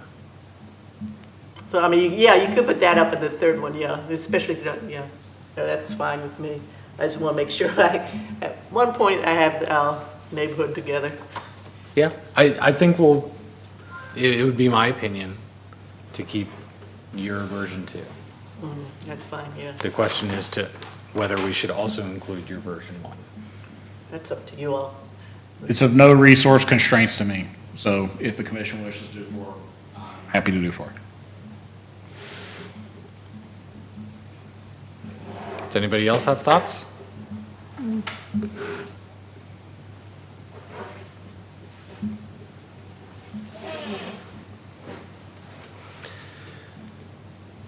I like the idea that Jane did a lot of work to get 2 different ones, Okay. you know, and I kind of like the idea of 4 side by side versus 3. I don't know why. Okay. So is the desire also to have a map of the current boundary? Yeah. Well, okay. Is soliciting public input on 4 maps, is it gonna be hard to then condense that input into usable, like to be able to include that, like if we get input on 4 different maps and people are like, well, I like this, I don't like that, like, are we then gonna be able to actually use that info if we, like, Yeah, I think so, because I think, you know, some folks might go to one and say, I like this, or some folks might go and find the same feature and say, I don't like. I mean, I don't think it's gonna be much more of a challenge, 4 versus 3. maybe my follow-up comment is when we collect input from someone, can we somehow like collect what ward are you in? What proposed ward would you be? Like, can we somehow figure out like, So we asked that question the last time, and I think that a lot of folks aren't sure. Some folks do know. Yeah. Sometimes they don't. I don't know. I was gonna say, you might be able to straw poll it on site with them and just like say, like, give me your street and you can look at it. Yeah, to John's point, the online survey, it did not produce. And ultimately, I don't know how much it would influence our, yeah. I think my concern is that just, you know, like if we just get a bunch of like, I like map 2 or B or whatever we call it. right. And that's just general, I like map B, okay, why? It's fair.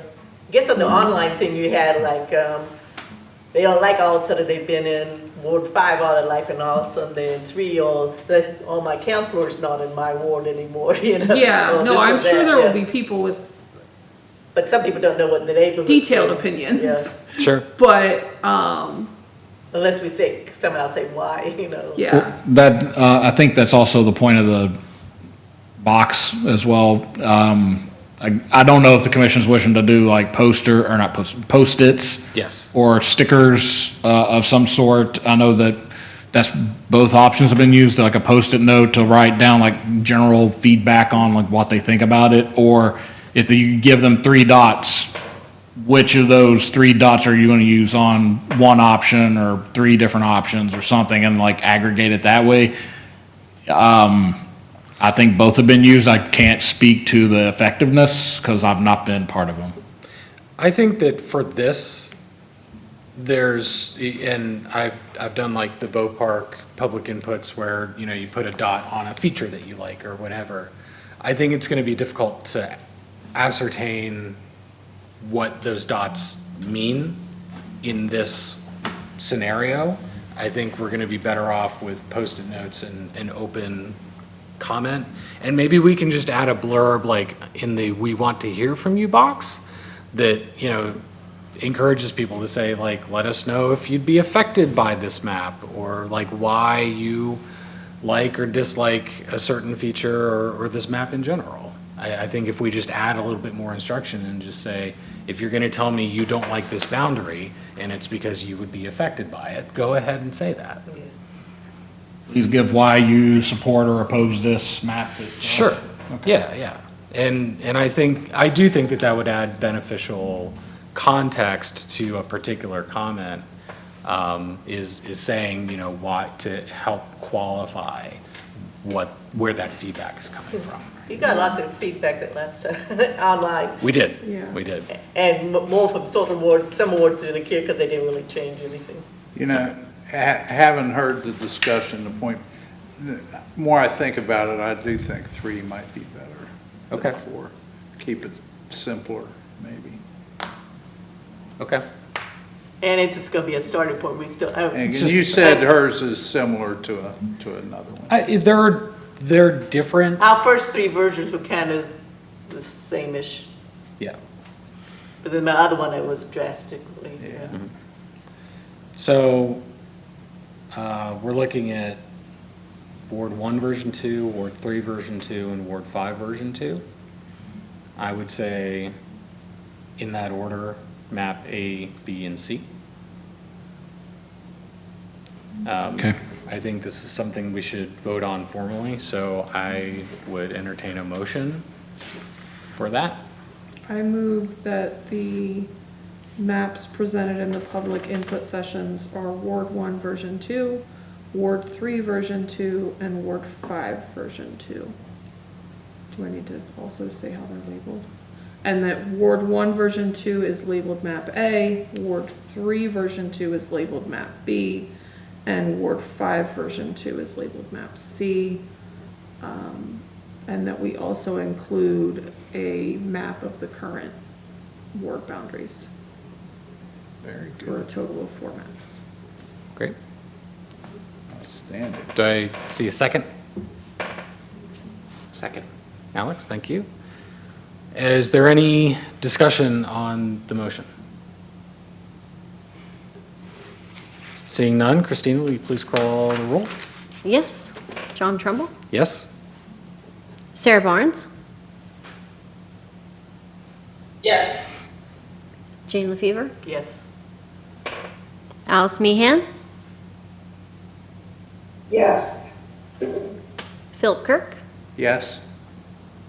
Ruth Quigley, Yes. Alex Panger. Yay. That passes 7-0. Great. I think that's the last of our organization. Was there anything we didn't cover? Last question on the current wards map. Do you want it set up similarly to the map A, B, and C with the stats and the comment board and everything else? I don't think we need a comment board. Okay, It I just just wanted needs to to know be if I need to labeled. reuse the same layout. Okay, yeah, I mean, I guess keep everything in the same spot. Okay, Just maybe make it, Make it clear that this is as it is currently. It is not, yeah, Yeah. no soliciting of comments on the existing? that's right. yeah. I don't know what we'd do with that. That's, I just have to make sure it's really clear that it's the current one. Yeah. Okay. already what we're doing. So when are we gonna put up the online thing if people don't come down to the meetings? I mean, I have a draft survey. I don't know if the commission wishes to get into that right now, but more or less it in a nutshell is, like, what would you prefer right now if you had to choose map A, B, or C?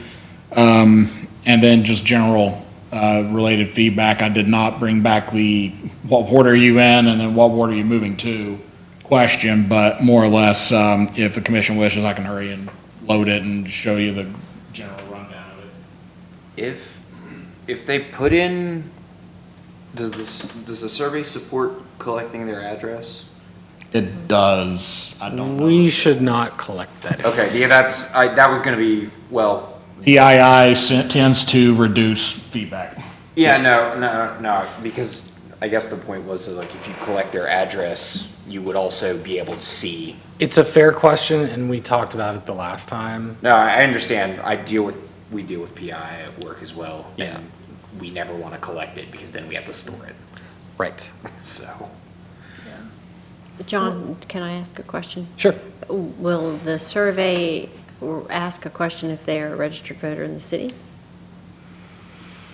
Did you do It that can, last I time? don't think it I don't think a survey I've built had it, but right now it's just in which ward do you currently reside?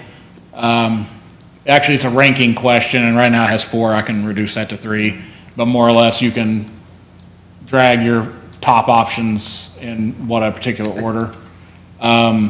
That seems to be a fan favorite. I don't know how well it'll go for this particular use, but that's been something folks have used. What was your primary reason for ranking them this way? So it kind of leads into the why do you support or oppose this map kind of setup. And then this was a suggestion by our special projects coordinator, Shannon Davis, of just giving a summary of the selection criteria or the boundary criteria. And then, did you know prior to today, the ward boundary commissions, how it's done? And then engagement, how would you like to have any changes communicated to you? And then open text box for general feedback. I would like, so this is what's going to be linked with the QR. That is the QR code now. Is it going to be the same survey as what we would like publish on social media? It can be, yes. This can be the exact same used on virtual or in person. So I think that we need to, instead of like reading the city charter, I would like to take the information in these slides and present them at the top of the survey. Okay. I want everybody who's taking the survey online to have the same information as anybody who does show up in person.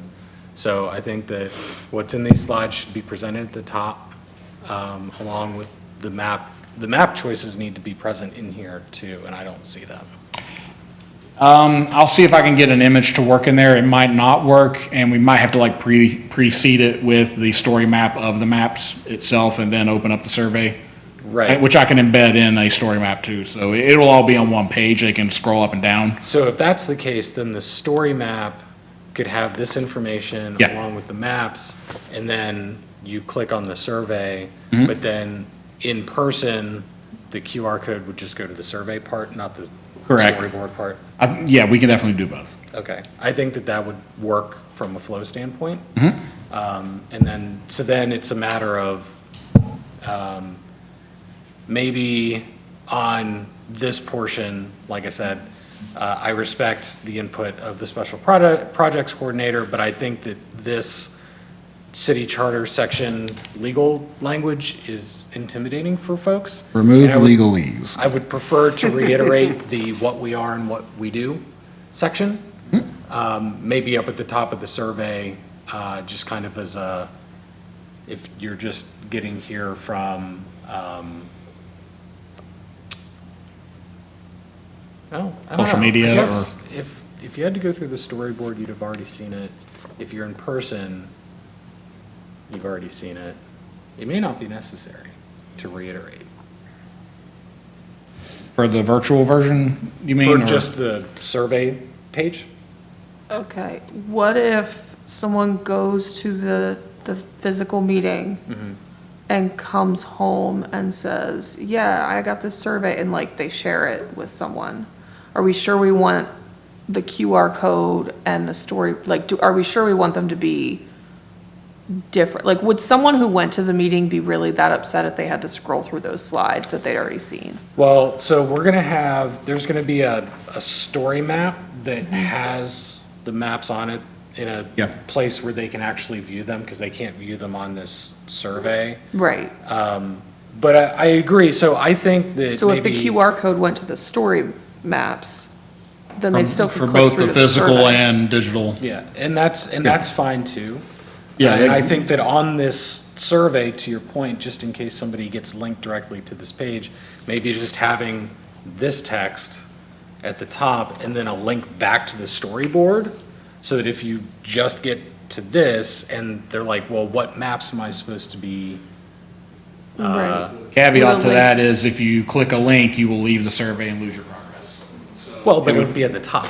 If it's in the story map, yes. If it's all embedded on one page, you can scroll up and down, fine. But in the story map or the survey, if you include any links here, it will direct you away from the page. It does not open a new tab because that violates accessibility standards. I understand that. What I'm Okay. saying is that in case somebody is at the public input session, clicks through to the survey and then goes home and copies the URL and sends it to a friend, and they get to this page doesn't have maps on it. And somebody's gonna be like, you're asking me for Okay. input on maps I haven't seen. So you're advocating for story map QR code everywhere, or link to everywhere, so that everybody goes to the same interface every time? Yes. Okay.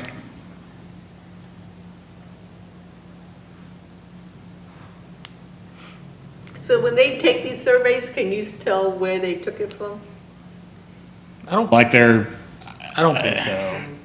I forget It what that thing's will- called. Your IP address? Yeah. Not that, but you can have it, like, give me your location of where you're taking it, which will be the location of the device that they're taking it on normally, but that may or may not affect the responses you get. Yeah. And Okay. I mean, I use a VPN so that I can watch British TV sometimes, so Hell yeah. it might not be accurate either. Okay. Well, we can kind of tweak the, if you want to send out a, kind of like the other stuff, if, Yeah, I mean, I can definitely employ these updates this week for the story map. I mean, we can at least get that, I want to say 90% of the way there. And if it's only content or text related, that's a simple update. Like that, it's not going to affect the link, it's not going to affect QR codes, all of that will be static. We will have that in place. I mean, the QR code that's on your map sample right now, if you scan it, it should go to this form. It may not let you in or may let you in, but changing that to the story map QR code and letting them open the report or open the story map and seeing the map options first and then going into the survey, that's easy. okay. Yeah, I think that that's going to be a good flow, and then that way we capture people with all of the context. They are able to see the maps, the 3 maps, and then they get into the survey and are able to be informed about what they're giving a survey on. So This again, is lots gonna- of public opinion. Do you think the city council going to give us any of their opinion at this stage, or you Yeah. wait till the very end? I don't know. Because it would be nice to kind of know, I mean, I know they won't know exactly, but you know what I'm saying? I think Would it it be would, appropriate for them to? I think we need to be completely I don't apart. think it would be. Okay. I think that, now, I can't answer that question. Yeah, no, that's. But I think in general, right now, because they have to evaluate what our recommendation is, being part of that recommendation process is probably not suggested. But, so once we have the survey, do we want to launch the survey before the physical public session so that it's running for a while? I mean, time-wise, if there's nothing major on this part of it, other than what was suggested about removing the legalese, and if you're fine with the placement of that question being where it is without that preceding paragraph, like, the ordering of questions is fine, if that's all good, and it's more or less just the context surrounding it, this is ready to go Okay. tomorrow, probably. And you said you can put, like, up at the top, you can put a link back to the storyboard in case they got to the survey without seeing the storyboard first? If they do that, they will lose their progress, so But that would be the headache. But it'll be at the top and they won't have seen the maps. I can embed it in the story map so that it's all on one page, but yes, if they get to the survey itself, then, Oh, okay. yeah. I understand what you mean. Okay. I wanted to make sure that somebody couldn't take the survey without having seen or being given the option to see the storyboard. Any links that I intend to be shared would be the story map instead. Okay. What if you just put the link in there and put a parenthetical disclosure of like, clicking this link, you'll lose your progress? So that It does someone- that automatically. it It'll says- say, It'll say that? it'll say leave or stay on this page and you will lose your progress if you leave this Oh. page. It does that by default, but sometimes users don't read that and they leave anyway. But you can embed this in the story map page. Yes, it has a form embedded option that's specific for surveys. So there won't be Ruth, there won't be two separate pages. Gotcha. It'll be all in one. I get it. Okay. Yeah, the only way you could get the URL that way is if you know how to get into the console. F12. Okay. Sorry. Don't listen to me. All right. A fellow traveler. That kind of leads into what I was wondering about is publicizing this, notifying the Yeah. public, that's 20 seconds, 2 weeks. Yeah. That's right. So I think that once you have this story map and, it generally looks good, we'll work with Brad to push it out on social media. And frankly, I think that as soon as we can get this set, now I'm gonna go home and I'll text Sarah and I'll email Lily at Bow Park back and get the dates set. And by the time those are set, those will be set before this is done. And then once this is done, we Yeah. can start advertising.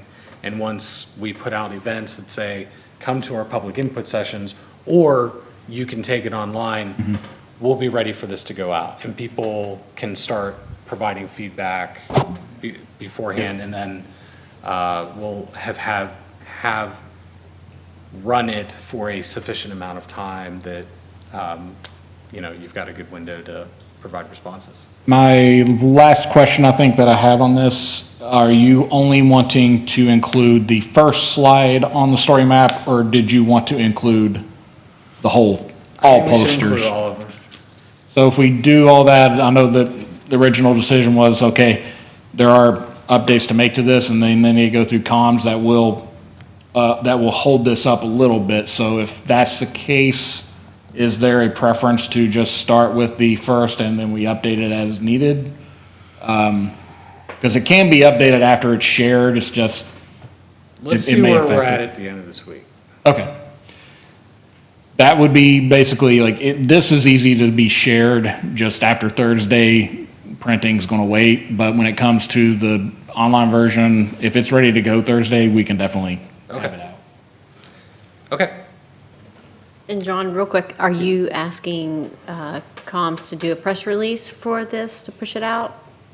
I don't think it has to be a press release, but however they've been advertising the other public input sessions. That's what they do. Is that they're what they doing. do? Yeah, and then I'll do an agenda as well Mm-hmm.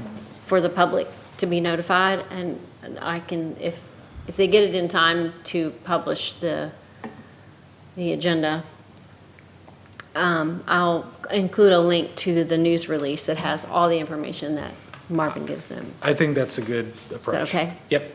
I can have the links tomorrow, just the content won't be ready, but the links will be there, they'll be done. Okay, great. Is that okay? Yep, works for me.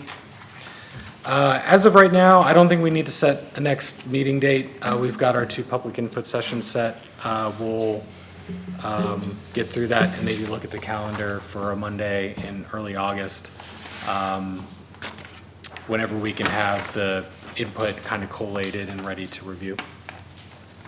I don't want to rush that too much. I mean, maybe we would look at like in August, well, maybe in August 3rd. I might be out of town on the 10th.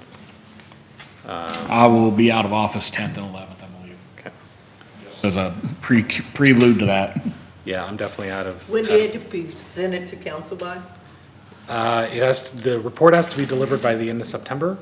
So if we met the 3rd or the 17th of August, we would still have plenty of time to incorporate feedback and then get a final report prepared by the end of September. So I think we're okay in time. It really comes down to, I guess, the commission's, how far from the starting point map to the final map is. So the further away it is, the more time it'll take to get it there. Yep. Okay. Anything else for the good of the commission? I just want to commend Marvin for his great work and John for his excellent stewardship of the commission. Thank you, Phil. Appreciate that. Oh, I have a quick question. Yeah. Are we gonna close the survey when the public info sessions are over? Like, are we gonna put an end date on the survey of the 27th so that people have a chance to collect data and like? Yeah, we might, maybe just like the end of that week, which might make the 3rd difficult to make, but yeah, I want to try to give, like if we got it out the end of this week and then ran it through, that would be like 3 weeks worth of input. I believe that was about the window the commission had for the final-ish maps last time, I believe. And I think that would be fine. So I would say run it through the end of the week of the 27th. But we can kind of, So if the commission can get me the slide text suggestions, and then we can work with comms on refining it at all, I don't see a problem with Thursday deadline being an issue. all right. I will send you my input. If anybody has additional thoughts that they want to send to Marvin, please do so tomorrow. After that, it may not be feasible to incorporate, just because we are on a timeline, so, and I don't want to hold it up too much. Okay, do I have a motion to adjourn then? Motion to adjourn. Thank you. Do I have a second? Second. Like, Thank you, Ruth. So adjourned, 8:03 PM. Thank you, everybody.